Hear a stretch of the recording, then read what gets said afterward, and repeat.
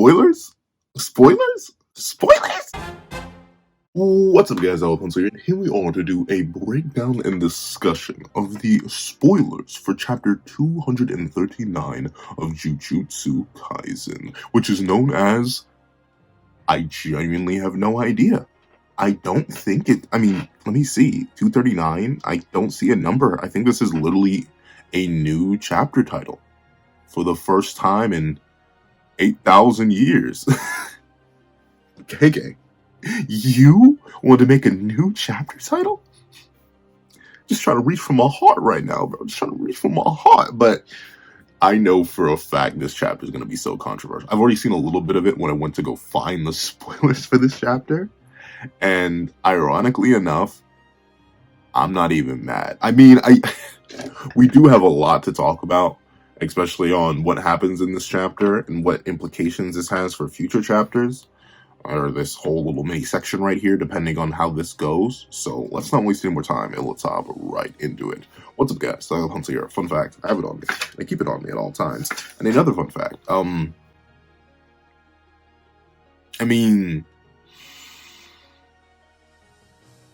there's Sukuna does appear in this chapter. He does appear. So does Gojo. Gojo also appears in this chapter. You know who doesn't appear, though? True form Sukuna, Higuruma, Hakari, Yuji, and Uraume. None of them appear in this chapter. And I will admit, off a 2-week break with 238's kind of cliffhanger, that is a bold move. That is definitively a very bold move. It's a bold move because, isn't it obvious? Especially considering what we cut to for a majority of this chapter. Well, here's the thing, right? I'm happy. I'm very happy because I love the character that appears in. Realistically, I've come to love, all 3 of the major characters that appear in this chapter for no good reason. Well, one is, in my opinion, the main villain, so obviously I'm gonna love him. Another one is a side character who I just recently made a video on how they may save Jujutsu. The Miller have some ideas about what's going to happen to them. And number 3, it's a character that I've always weirdly liked, but I've never been able to justify, which is, I'm happy that he's back. Don't get me wrong. I'm shocked he made an appearance. But obviously, once again, let me stop talking in vague niceties. Let me take a little sip of this water and let's actually hop into the chapter itself. So, we start with a change of perspective. We go to an entirely different colony, in fact. We are no longer in the battle of the demon-infested Kinjaku. Though, let me think. I'm not even sure. Is Kinjaku a colony? Is there? I don't think there's even a culling games barrier there. Now I think about it, I don't think there is. I think they are just in one of the few areas that does not have. Then again, it's evacuated, so maybe it is, maybe it isn't. But regardless, we aren't in Shinjuku anymore. We're actually following a completely new character. Notably, I can't tell. Once again, due to the raws, there's very little translation here or anything like that. But with that being the case, this looks like another one of Uro's people.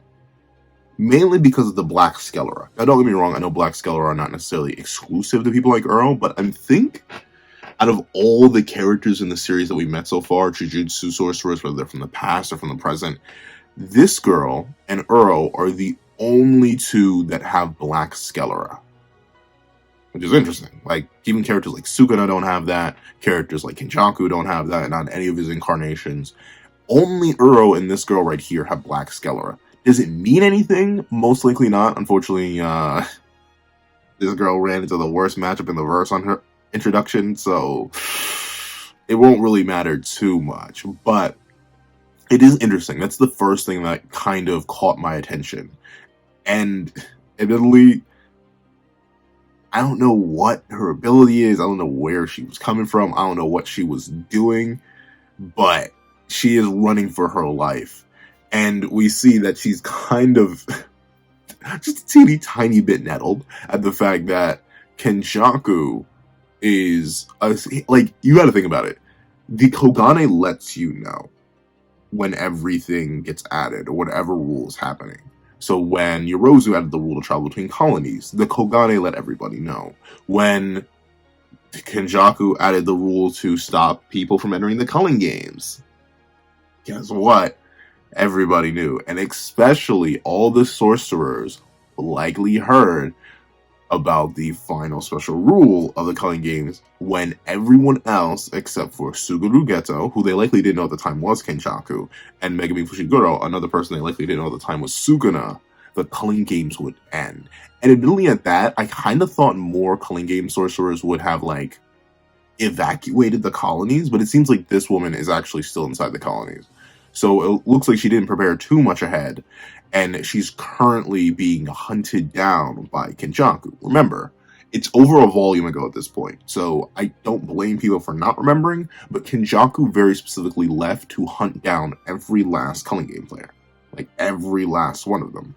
Mainly because he's trying to very specifically end the culling game to start the merger. Though, admittedly, looking at it in retrospect, this is one of the most inefficient ways to do it, especially considering how Kenjaku's doing it.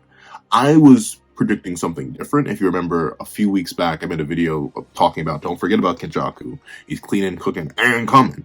And in that video, I was kind of hoping Kinjaku was playing it smarter than what's revealed that he's playing it here. Because he is legit just hunting down sorcerers. As the girl apparently says, she's angry at Kinjaku for literally giving them life again, only to now take it away. Essentially, they all got bamboozled. They're just going to be reduced down to cursed energy. Sure, they got to live a second life, but remember, the Killing Games has been active for maybe... It's December... It's Christmas.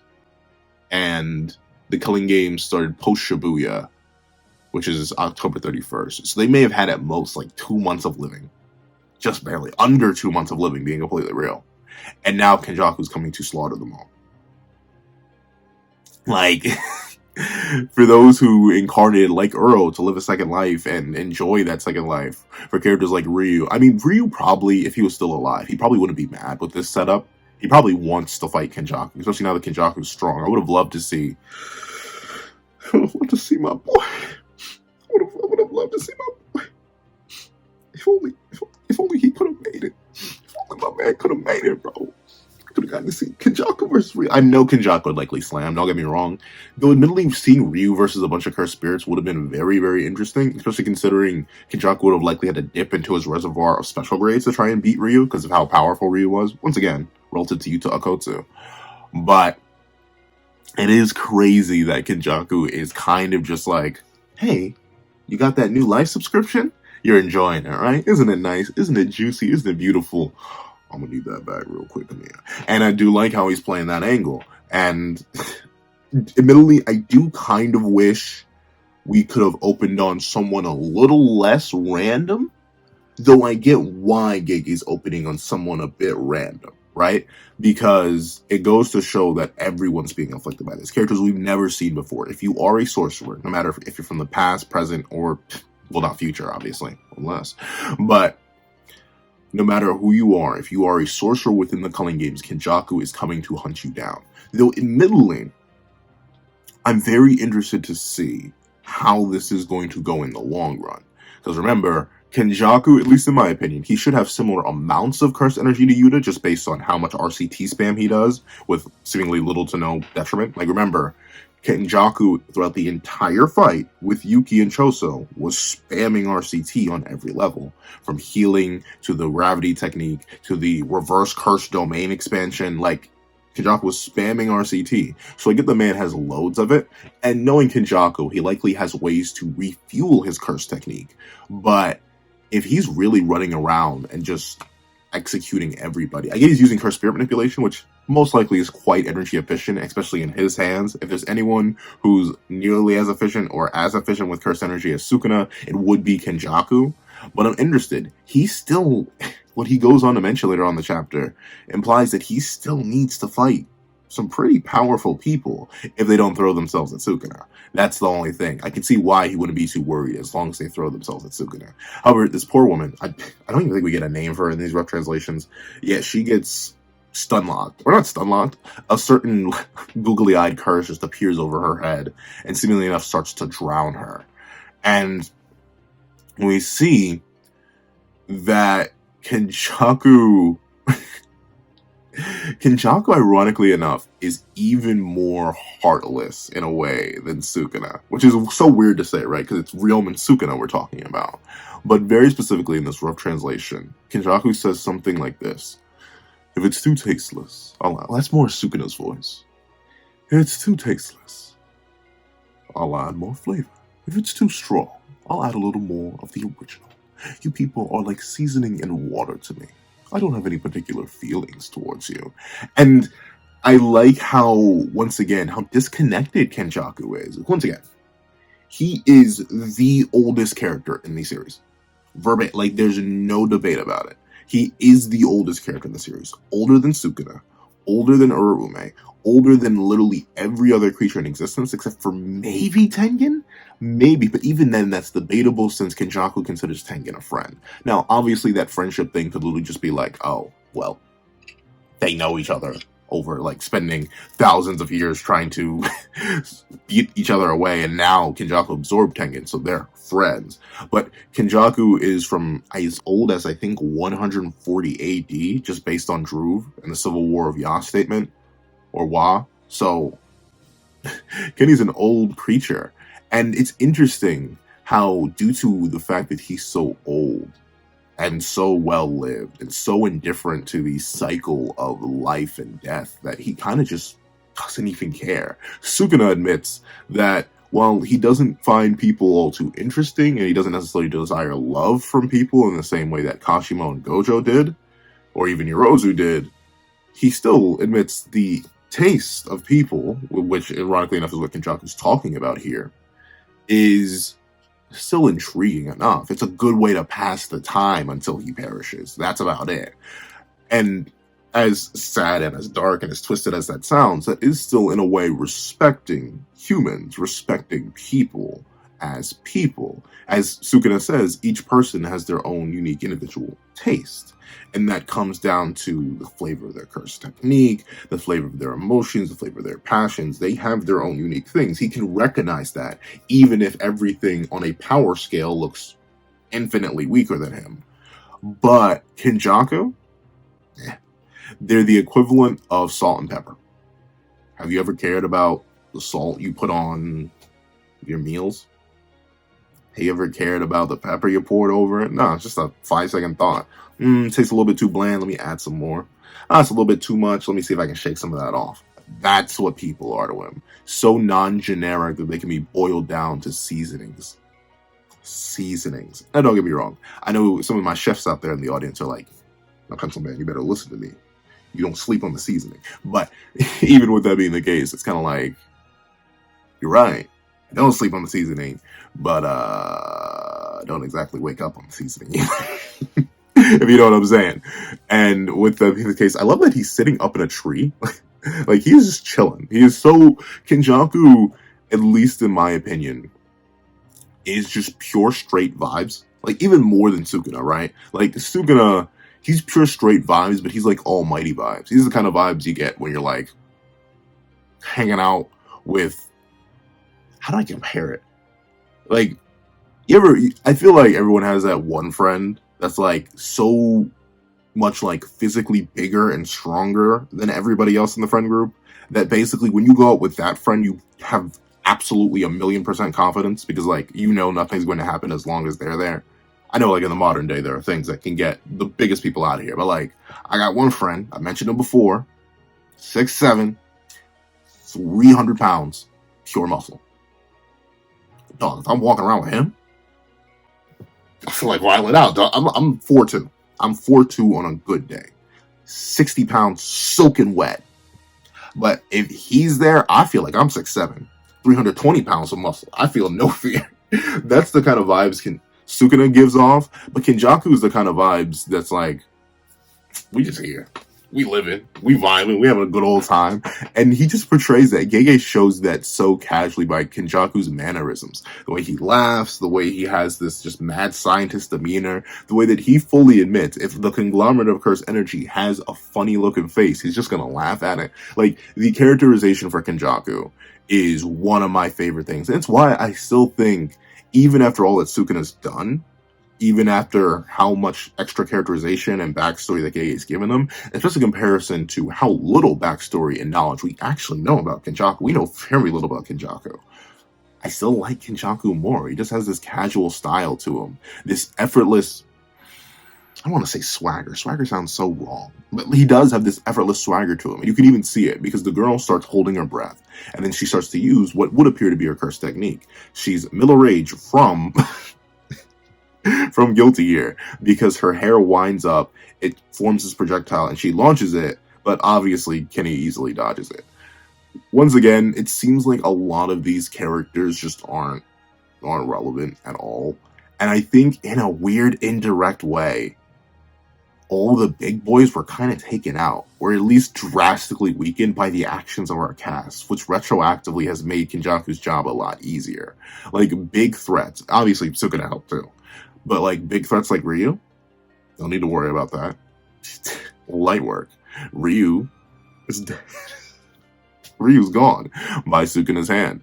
Someone like Uro, massively crippled by Yuta Akotsu. Unless she does have her arm back, that's not confirmed. I once thought it was confirmed she had her arm back, but notably we never see her other arm. So her sky manipulation, while still being a very good technique, is at half its potency with only one hand. So she's a lot weaker because of the actions of Yuta Akotsu. Higuruma, he's currently on the battlefield against Sukuna, so he doesn't have to worry about dealing with that, at least not yet. Then, of course, you have characters like Kashimo, who are now gone by Sukuna's hand. You have Reggie, who was taken out by Megami. Though admittedly, Reggie was never going to be a threat to Kenjaku. So, like, Reggie wasn't really an issue. But at least for all the big powerhouses that we know from the Culling games, they're all gone. Kenny's literally just wiping out the stragglers. Like, who knows what grade this jellyfish curse is. But it's more than enough to deal with this lady. And we see that Kinjaku simply doubles down and he locks in further with the jellyfish curse. It literally hardens into this weird substance. Like, and I love it because the googly eyes are still there. But then, okay, so here's the thing, right? Maybe he isn't wasting them. It's weird to tell, right? Because he's, at least in this rough translation, he says, even though I don't have feelings towards you people, I sometimes feel like you guys are too good to waste. So one of the biggest things that I was theorizing was that Kinjaku would go around, he would subdue sorcerers, but he wouldn't actually take their lives with cursed spirits or any jujutsu. He would simply, he would specifically get rid of them using his blade. Or any blade. Like, I typically use, I'm afraid to remove this from the wall every time I do it, but he would specifically use something like this. This is obviously my Kamutoke equalizer, but like, it doesn't seem like Kinjaku's carrying a massive sword in him. Maybe he has a curse that would carry it for him, but if he could just use regular weapons, you can see how this woman probably wanted to curse Kinjaku, how she hated him for taking her life after all this time. But when he says, I feel like you guys are too good to waste, which is interesting. Once again, it shows that he does have some respect for humanity, but the lack of feelings is still there, which is something that Sukuna doesn't have. He cares about people in his own sick, twisted way. He simply flicks the thing on her head. That seems to have this weird rippling effect, and I guess it knocks her out or something. And what I was expecting is Kinjaku were to poke them with something that is non-jujutsu based, take their lives, and ultimately have a wider arsenal. Because remember, when Naoya perished to Maki's mother, who simply, with a regular blade, no jujutsu, what ended up happening was that he returned as a vengeful cursed spirit that was much stronger than his original incarnation.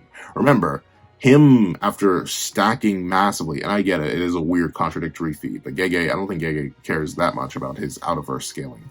But remember, after stacking speed for a hot minute, Naoya was barely reaching subsonic speeds. Bro got so massively amped by turning into a vengeful cursed spirit and going through evolution that Brody literally hit Mach 3 and got a domain expansion. Imagine how much more powerful all these sorcerers, ancient or not, would be if Kinjaku were to just and then waited. Probably wouldn't take too long. Waited for them to incarnate again and then just slip them up.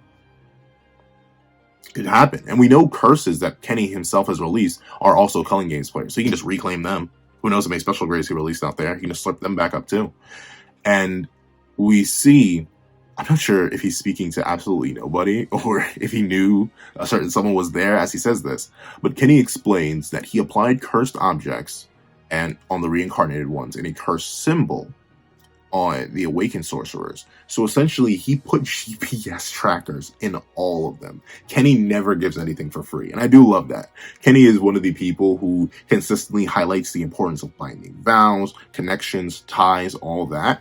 So he of course would prepare a contingency like this, because ultimately this covers the entire spectrum of players. The only players that he may not be able to track directly are those who joined of their own free will in the modern era. So like your Hikaris, your Yuta Kotsus, before he got Sukuna, Megami Fushiguros, those he wouldn't be able to track because they are not reincarnated ones or cursed symbol awakened ones. But everyone else is fair game. He can hunt all of those down, and once again, he can likely track his own cursed spirits, even if he released them from cursed spirit manipulation. So that's what's making the job so easy and efficient, and it's why, despite fighting for what's revealed to be a pretty decent chunk of time, depends on how long you think the Gojo and Sukuna fight was, he's no worse for wear. He's just chilling. And I'm not sure what Kinjaku did to this woman. I really can't tell, because he says some of you seem too good to waste. And maybe there's this dark mask wrapped around her, but I can't tell if that's him restraining her or if he just actually executed her. We don't see a Kogane popping up and telling him he got 5 points or anything, so I really don't know. But, what is happening to my voice? That's why you don't record early in the morning, ladies and gentlemen. Your voice will end up sounding somewhat buttery, but it will also randomly glitch out. But with that being the case, oh, okay, so wait, never mind. The certain someone shows up and asks Kinjaku why he's talking when apparently the woman's already cooked, though how she got cooked is entirely unknown. Maybe Kinjaku is pulling what I thought he's pulling and optimizing his little path to chaos, or maybe not. Very, very interesting. Essentially, you can get a 2-for-1 special with the sorcerers if you execute them without Jujutsu, because Kenny should be able to low diff any vengeful curse spirits that come after him. But with it being the case, we see a character who I honestly hadn't seen in a while. Like, he made his most recent appearance in the manga was very specifically in the La Bomba part of Jujutsu Kaisen, when he was fighting the external military when they came. That's the last time we saw him, and even then we didn't get a very extended panel of him. He was simply holding one of them up, and he recognized as they were not Japanese. He was like, wait, these guys are from out of the country. So that was the last time we saw Hazenoki. And I'll admit, once again, I really like Hazenoki for no reason. Like, I can't argue at all. Like, he's a top 10, top 15, top 20 character. Look, top 20? I named 20 characters I like more than Hazenoki? Probably. But I don't know. I really like this dude. Maybe it's his design. Maybe it's his ability. Maybe it's his nonchalant attitude. But, like, bro literally pulls up in his same overalls and everything. And it's just like, dude, why are you talking to a non-living entity? And I don't know. I like it. He has the gall, which I don't think a lot of characters would have. And I appreciate it. Obviously, this guy's fodder. Like, his explosions couldn't even take out a mostly off guard. Once again, what's up with my voice? But remember, this is the same guy whose explosions couldn't take out, like, an off-guard Megami Fushiguro. And don't get me wrong, Megami Fushiguro's strong, but, like, he really amped his explosions with gasoline, and they still didn't do anything. So, obviously, Hazenoki's fodder. He should not come and try to directly interact with Kenny. Maybe he's not fearful of Kenny because he doesn't know which body Kenny's incarnated into, but, like, dog, it's just not worth the risk. I would not come straight to the man who's clearly trying to execute us all. But, with that being the case, we see that Hazenoki actually gets a little bit of an explanation on what Kinjaku requires for the bonds of friendship, which is very interesting. Like, Kinjaku, he's just a funny guy. He's just a very funny guy. Gege also has so much fun with drawing Kenny. Like, I can tell. Obviously, Not as much fun as he has drawing Toji. He finds excuses to draw that man whenever he gets the chance to, even in the background of weird chapters. 236. But Kenny, he always has this like funny look about him. Like he's always smiling and laughing, and obviously you can definitely tell a lot of it's fake. It kind of ties into that thing that Nanami mentioned about Mahito and Gojo all those years ago now, about how like it's a basic superficiality. Like there's no real life behind that smile. He's actually genuinely super indifferent. But I mean, it's hard to tell with Kenny. It's hard to tell how much of him is genuine and how much of him is fake, because he's a guy who laughs. He's a guy who enjoys life. He's a guy who still has plans that he's been pushing for a hot minute and is getting happier and happier now. He's getting closer and closer. But essentially, sorry, I'm going way too much into Kenny characterization. I did make my own Kenny video talking about how much I like the character. But he explains his two stipulations for friendship are simple. One, they shouldn't bore Kenny. And two, they have to be on the same level as him. Now, it's interesting that he says the second part. The same level as you in what? Because obviously no one's going to be on the same level of intelligence. But is it raw power? If so, does that mean that he would have been Gojo's friend if he could have done something with that and not, taken Gojo's best friend's body? I don't know. What is Sukuna to him then? Is Sukuna a friend, or is he just a tool? Because we know Sukuna's massively stronger than Kenny, at least he should be, and thusly Kenny's direct dynamic with Sukuna kind of remains up in the air and unsure. And obviously there's about no one else. No one else should be on the level of Kenny. Maybe not even Kashimo Hajime at this point, considering Kashimo Hajime's waffle. I tried to say it quickly so I could make it funny, but poor Waffle Shima. Like, I wonder if we're going to see his body. Because Gojo's body hasn't properly popped up. Like, we get a little flashback to it, but Gege hasn't drawn Gojo's body, which should still very much be there on the battlefield, though it's probably even more cut up than before, depending on where those dismantles were sent flying. But, yeah, we haven't gotten a reference to his body, so I doubt we're going to see the sushi that should be Hajime Kashimo on the ground.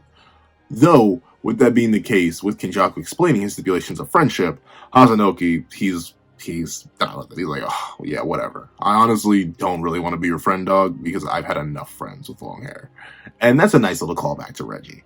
Don't get me wrong, if you were to stick me up and be like, Pencil Man, who's your favorite, or who's your least favorite Culling Games major antagonist? I probably would say Red. The reason I even have Naoya, but then again, maybe it's either Reggie or Naoya. I'll be real, because I really like Higuruma, obviously. I really like Ryu, if you couldn't tell. I really like Uro, if you couldn't tell. I really like Hashimo, if you couldn't tell. But when I think about it, I think, yeah, it would either have to be Reggie or Curse Naoya. Because Curse Naoya is just boring to me as a character. It's why, like, out of all the colonies I go to reread, unless it's for scaling purposes, I really don't go and reread Sakura-jima all that much. I reread Sendai all the time for fun and for scaling. I do it for both. Heck, even Higuruma I read on occasion just for the character work in that fight. But both Reggie, as much as I like the Megami and Reggie fight as a fight, I don't necessarily care all too much for it. Just as I don't really care for Sakura-jima Colony. So they're kind of tied at the bottom for me. But once again, like the reference of Hazenoki is a good tie-in to the fact that every character we've met is currently being hunted down by Kinjaku, just as the woman was a good tie-in to the idea that even characters we don't know are being hunted down by Kinjaku. The reference to Reggie is nice. If you get it, you get it. It has a nice little layer to it. If you don't get it, you don't get it. And it's fine. Once again, I know people are going to be super mad at this because I doubt most people even remember Hazenoki. The only reason I remember the character is because I really like him. For no quantifiable reason. And if you're wondering, yes, he's an infinitely better... I can't even say its name. He's an infinitely better character than Panda will ever be.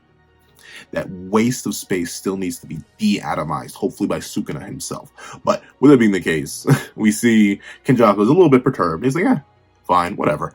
And he reaches... I don't know. Like, notably... I love pockets. Weird transition, I know. I really do love pockets. Like, my pockets do be bottomless half the time. Because, I don't know, if you've worn any sort of men's clothing, you typically know how boundless pockets can be. I love cargo pants. I put everything in there. But, like, never, like, I've had big sleeves before, but I guess I've never had, like, the kind of sleeves that Sukuna and Kinjaku have, but he literally reaches into one of his sleeves and yanks out his phone. Like he's literally watching it on his phone. Presumably through a cursed spirit that's recording this or something. Which is crazy to me. He must have some great Wi-Fi connection somehow, because how is he watching it? Like, at least Mei has the crows. So, but then again, how do the crows give broadcast detail? It's so crazy. However, we do get to see that at this point in time, we are actually kind of in a flashback, because we see that the point of time that we're in is when Sukuna just cuts down Satoru Gojo. Meaning at this point in the timeline, Kashimo Hajime hasn't actually perished yet. There is still some time to go on before we get to that point, to where we catch up to the current time in the manga. And it's crazy how... Oh! Well, actually, since Mei's live streaming it, maybe... Wow. I didn't think about it. They could just be watching Mei's stream. I didn't think about it that way. I thought Kenny was watching. But maybe he's just watching Mei's stream. Ironically enough, Hazenoki also pulls out a phone. And it's just watching. Like, they both generally agree to put a little... Once again, it's why I love these characters. They're so stupid, but in the best way possible. Both Kenny and Hazenoki put their life and death battle on hold because they want to check up on the Gojo and Sukuna fight. And we see that Kenny immediately understands what Sukuna did. I'm not sure, maybe he just listened to what Sukuna said, because Sukuna was explaining in the previous chapters.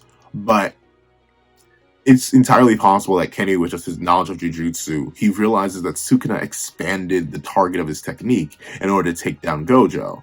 And apparently he even adds, got a good looking face there, when he's talking about Gojo. That may be the Suguru Geto in him sneaking up. That may be him that hates the Six Eyes and the Limitless. Or primarily the Six Eyes that have stopped him so many times in the past.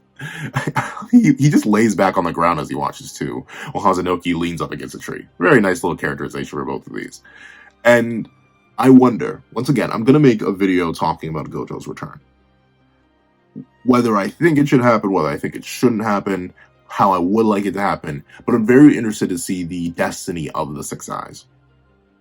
That's something I'm very interested to see, especially considering a potential vessel for the Six Eyes has not appeared since chapter 236, which is only 3 chapters, don't get me wrong, it's not too long, but it is long enough that it's getting a little bit suspicious. Like, another character's disappearance got a little bit suspicious.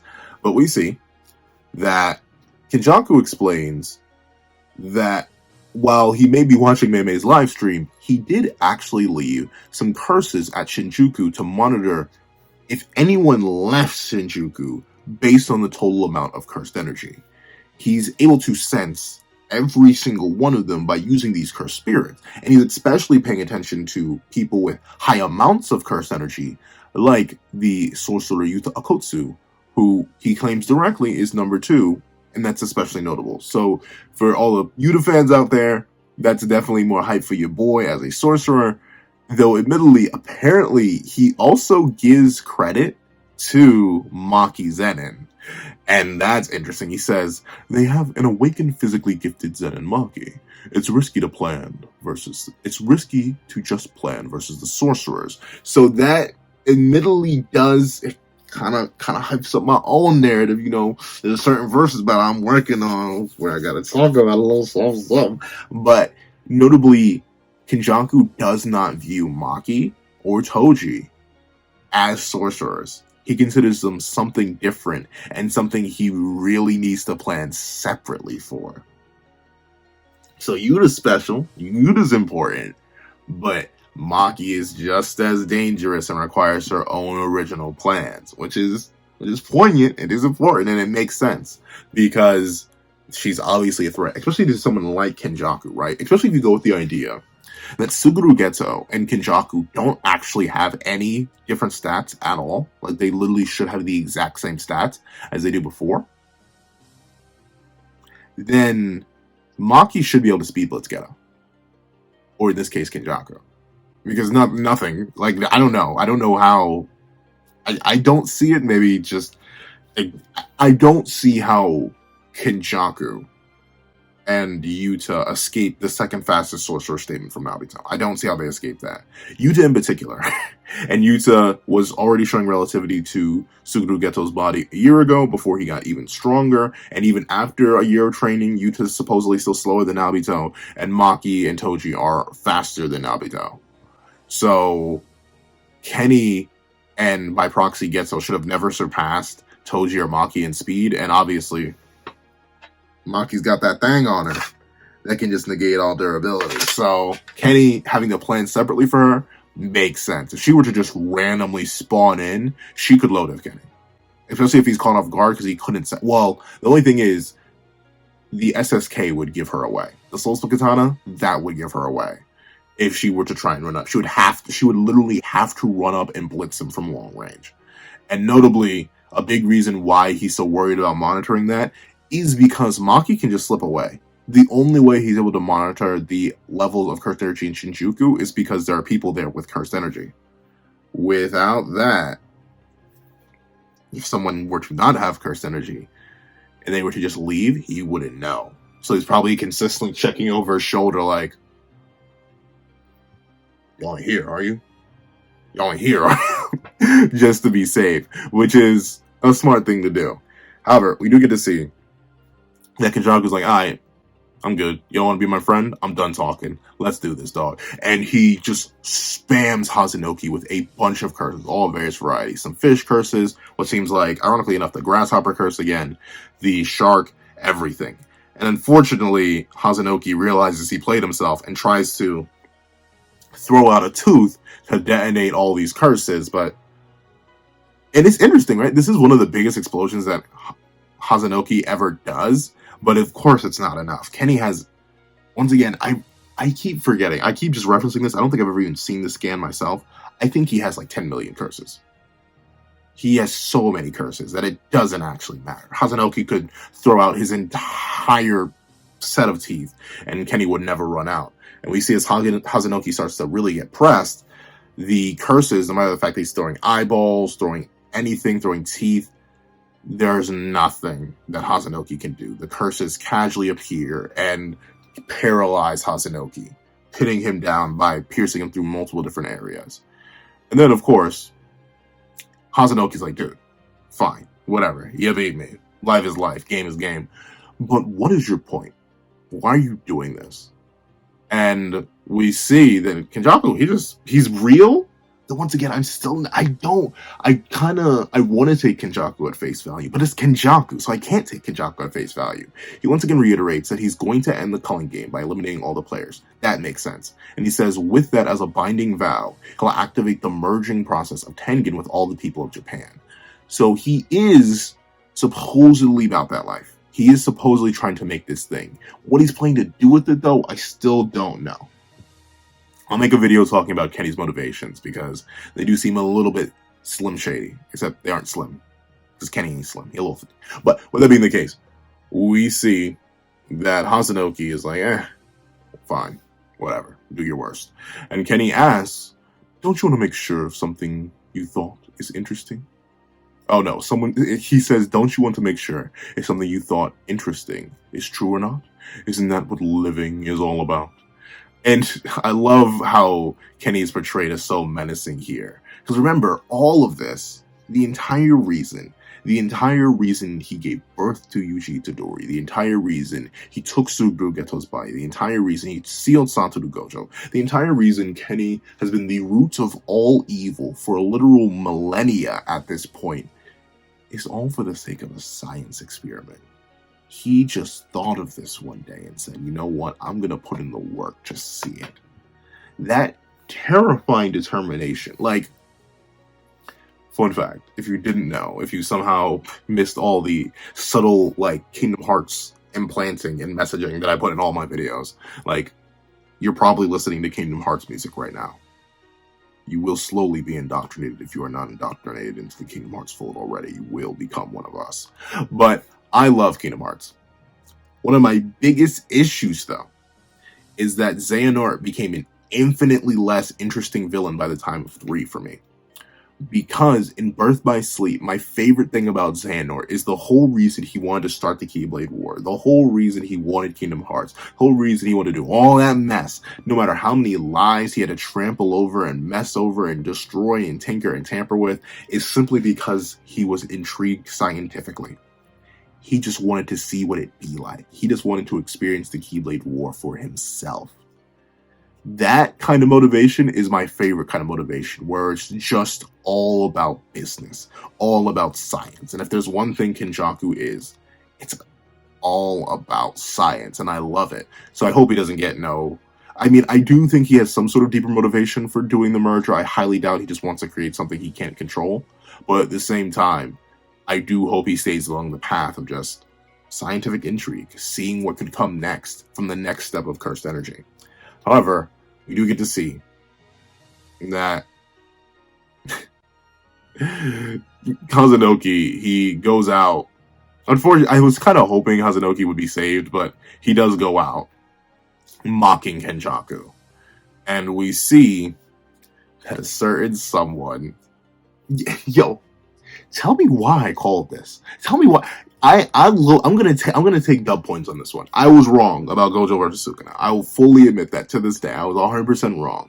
One of my videos predicting a battle between Sukuna aged like milk. The other one aged like wine, which is literally the Kashiwo versus Sukuna video. I'm still so proud of that video in retrospect. And of course, I also made the Gojo versus Sukuna video, so I was wrong about that.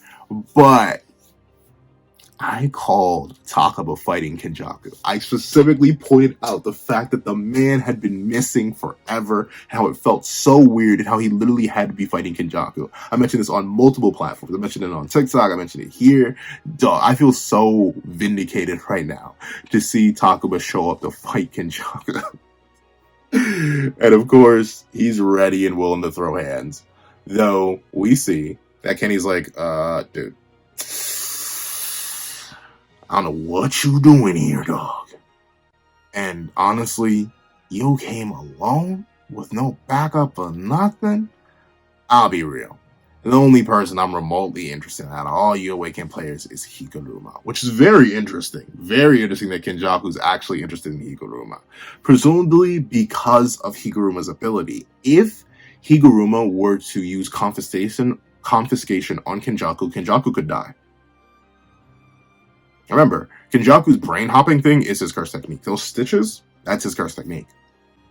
If he gets confiscated by Higuruma's domain, he may just... Though admittedly, we know, it's interesting though. It's interesting. Maybe he would die. But at the same time, maybe he'd live. Because we've seen him post-domain, which shuts down multiple of his curse techniques. It shut down his gravity technique and curse spirit manipulation. But his brain hopping technique, it didn't get shut down. So it's interesting that he's interested in Higuruma. I wonder if it is because of that fear, or he just finds Higuruma's domain interesting.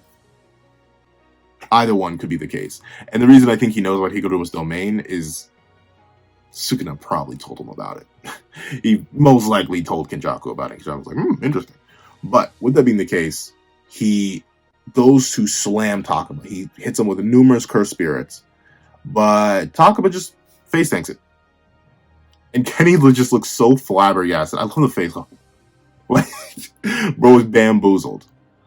And Takaba says he's going to take Kinjaku to jail.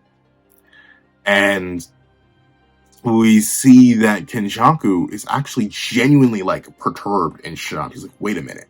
Hold on. This is and this is crazy. This is the first time I felt anything like this. There wasn't that there was no damage. It was like he made it that there was no damage. Essentially, he's noticing the comedian reality warping. And that's not good for Takaba. That's immediately being pointed out. Though, with that being the case, Takaba is ready to throw down. He's excited to throw down with Kinjaku. And Kinjaku seems excited to throw down with Takaba. And we do not have a break next week. So we're likely going to continue the battle between Takaba and Kinjaku. Maybe we're going to cut back to Urume versus Kashima or Urume versus Akari. Kind of doubt it, though. I do think this is going to be the fight for the next couple chapters. And with that being the case, there are some interesting things I do want to point out. Number one, I do think this is actually a good thing. I think, especially if Sukuna and Higuruma versus Well, no, if oh, that'd be horrible. If Itadori and Higuruma versus Sukuna is the next major battle, that's going to take a little bit. This is a soft confirmation that is a battle that's going to take more than 2 chapters than what Kashimo got, which is good. Which is good. I'm happy that we're going to get that, and thusly I could see Gege doing this as a palate cleanser to warm up properly for that battle. That's likely going to be a whole bunch of hands, a whole bunch of technique work, a whole bunch of text, and a whole bunch of explaining. So I can see why, ultimately, Gege took this break. Is it a bit jarring off the week break after ending off with such a fire conclusion? Yes, but admittedly, this kind of chapter's for me. I love the other characters in JJK, and I especially love Kenny, and I'm very interested to see Takaba. Takaba, though, this is going to be interesting. We're going to most likely see how the comedian interacts with domains. That's the big thing. If the comedian can be shut down by Kenjaku's domain, then Takaba's going to die. And I do think in the end, Takaba's going to die. As much as I love Takaba, as much faith as I have in him, unless Maki shows up to back him up and low diff Kinjaku on the side, I don't see Takaba even being able to kill Kinjaku. Because he wouldn't find that funny. It's unfortunate. And we even see, like, Hazenoki lives after fighting Takaba, because Takaba didn't ever... well, it's unfortunate, but Takaba didn't even really consider the idea of death funny for him either. So, thusly, it's likely that Kinjaku and Takaba will be in this endless battle for a bit before Kinjaku's like, fine, this has to be your curse technique, I'm sick and tired of this, and just opens domain. Now, the only crazy thing is that Takaba could hypothetically open domain back if he found it funny. Or he could just say his technique doesn't get shut down because he finds that funny in domains because he doesn't understand it. And that's how he ends up surviving Kinjaku. Kinjaku versus Takaba is going to be a top 5. It's going to be a top 5 fight in the entire series. I'm putting my money on that right now. It's going to be a top 5 fight in the entire series. And I'm so happy that I called it. But overall, this is, shockingly enough, a W chapter. At least for me. I can definitely understand why a lot of people are not going to like this chapter. A lot of people are going to say, oh, this is a waste of time. Cut back to Sukuna. Why do we care? Why do we care about these nonsense individuals? These ugly, filthy beasts. I don't care about no Kinjaku. I don't care about no Takaba. Who the heck is Hazenoki? Who the heck is this random Middle Rage ripoff at the start of the chapter? But me personally, I see the narrative reason behind it. I'm excited to see Takaba versus Kinjaku. Very excited to see Kinjaku do more stuff, considering he's been absent for an entire volume. And I'm glad that Gege's doing a palate cleanser before he hops into what will also likely be a top 5 fight in the entire series, which is going to be Higuruma and Itadori versus Sukuna. So, that's what I think. Thank you for watching. If you made it all the way to the end of this video, leave the backshot beast in the comment section down below. And literally, once again, you guys are so fantastic at working the passwords in the comments now. It's hilarious. So, the backshot beast, in reference to Kinjaku himself. I want to see that down below if you made it all the way to the end. I want to thank you guys so much for watching once again. And please remember to leave a like, share, comment, and subscribe. And make sure you hit that little notification bell so you don't miss out on any videos that come to the channel. Also, I do have a Patreon down below where you support for as low as $1 a month. Things like exclusive videos, early content, and more. You also now become a member of the channel for as low as $3 a month to get the same perks and more. Some of those perks will include the live reaction to this very chapter. Now, I want to thank you guys so much for watching once again, and I hope you guys have a wonderful day. This is That Guy with a Pencil, writing off. I'd like to give a thank you to our $3 members for Connor Plays, Red Wolf 4765, and Burp Skills. I'd like to give another very big thank you to our $5 patrons, Sean, Midnight Gemlord, Kevin, and Demex LND. And I'd like to give a fat, hefty thank you to our $10 patrons, Robbie Uchiha, Joaquin, and Idemokami. And I'd like to give another hefty, thank you to our $25 member, Alex Ice Rose. And another big fat scrumdiddlyumptious thank you to our $25 patrons, Igneal and Calvin Elder.